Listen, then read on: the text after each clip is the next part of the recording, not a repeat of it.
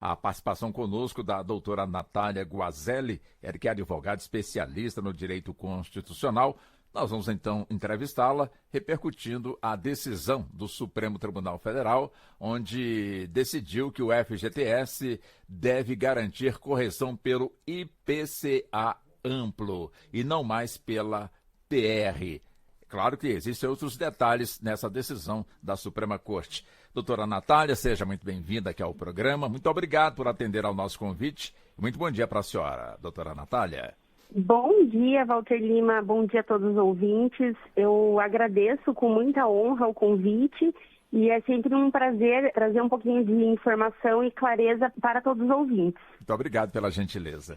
Bem, doutora Natália, evidentemente que mais de 800 mil pessoas aguardavam por essa decisão da Suprema Corte, em que, na expectativa, era conhecer se os ministros do Supremo Tribunal Federal iriam decidir em relação aos atrasados, né? Já que a correção do FGTS estava sendo questionada e quem entrou na Justiça e aguardava a decisão da Suprema Corte esperava por essa medida que acabou não chegando, né, doutora Natália?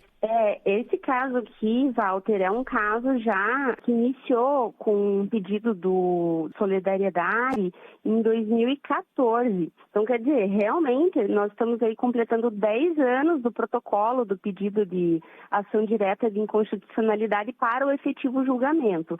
E, de fato, é um caso polêmico que afeta a vida de várias pessoas, a modalidade de correção, muitos trabalhadores se interessam nessa temática. E, enfim, o julgamento começou em 2023 e teve fim agora na data de ontem. Claro, o placar foi unânime, doutora, são 11 os ministros, né, em relação a essa matéria, ou seja, qual o ponto desse julgamento que chamou a atenção da senhora? Não foi unânime.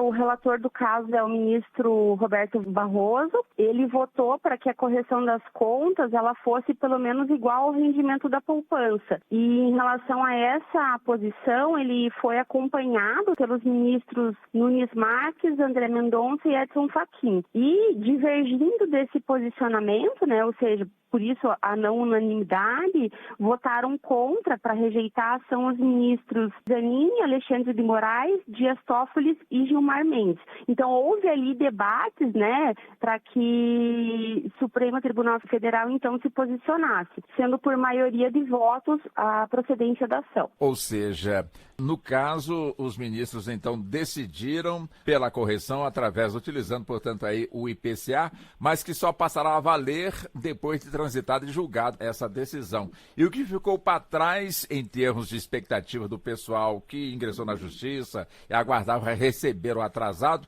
isso não vai existir, né, doutora Natália? O que ficou efetivamente decidido ali pelo STF, que era muito questionado pelo autor da ação, era a questão do FGTS, na forma como é corrigido atualmente, na sistemática, não recompor a inflação. Então, embora ele sofresse essa correção, ele continuava abaixo da inflação. Então, a partir daqui para frente, o STF, com essa decisão, ele garante que o valor pelo menos acompanhe o índice oficial da inflação. Então, antigamente era feita pela sistemática que envolvia o que nós chamamos de TR, que é a taxa referencial, mais 3%, mais a distribuição do lucro do fundo.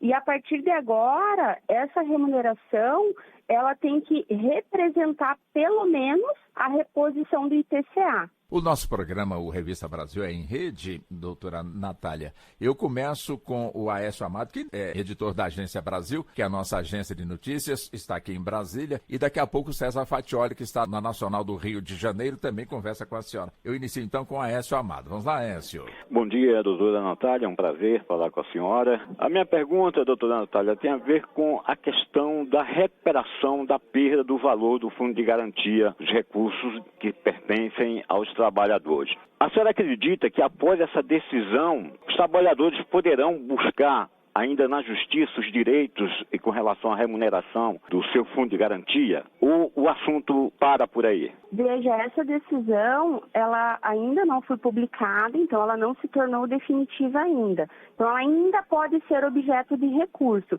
Então, para avaliar futuramente se caberia um fundamento jurídico para que os trabalhadores ingressassem com algum tipo de demanda discutindo essa questão da correção, nós precisaríamos primeiramente ter uma decisão definitiva. Eu acredito, Aécio, que não vai haver recurso, porque uma das composições que foi feita ali, inclusive essa forma como restou decidido, ela partiu de uma proposta como uma alternativa ali pelo advogado-geral da União, que segundo ele também houve a negociação ali com as centrais sindicais.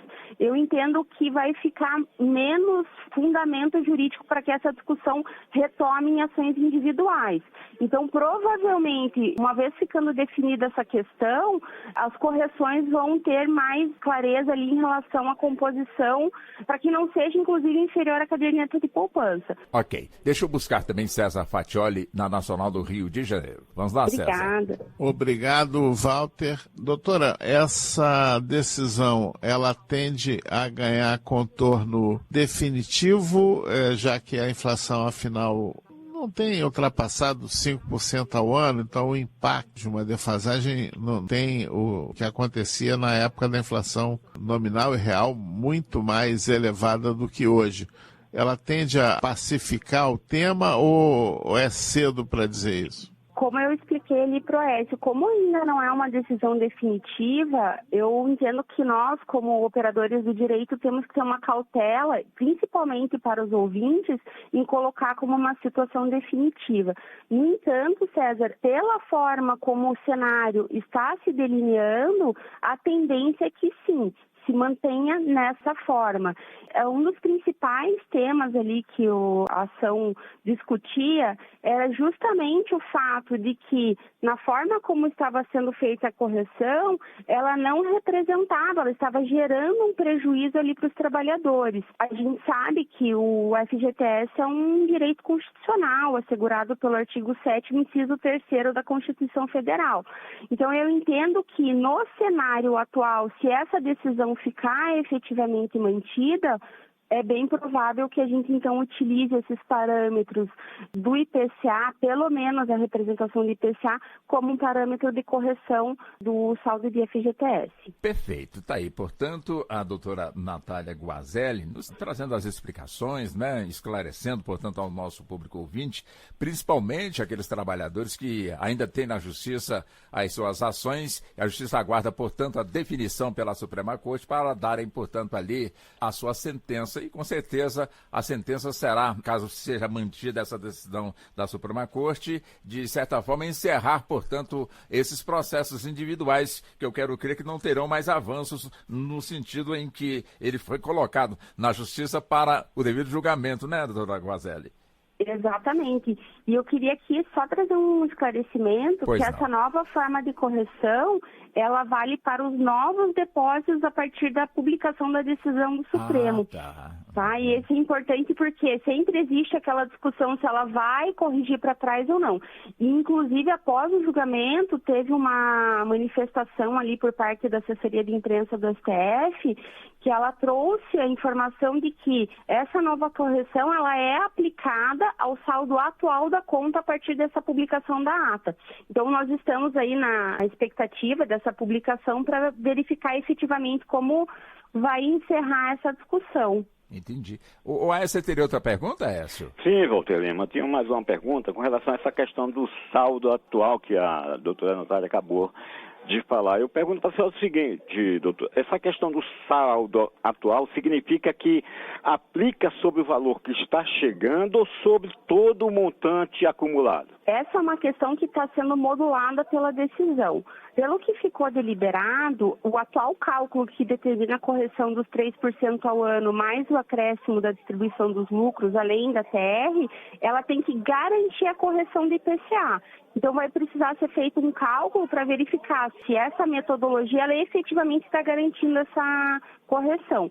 Pelo que ficou definido ali na decisão, o efeito ele é a partir de agora, a partir da publicação dessa decisão, nas próximas correções. Walter Lima, obrigado, doutora. Ok. Doutora Natália, foi um prazer ter realizado essa entrevista com a senhora. Agradecemos muito pela gentileza e pela atenção, tá bem? Eu agradeço também, Walter, sigo à disposição e desejo a todos um bom final de semana.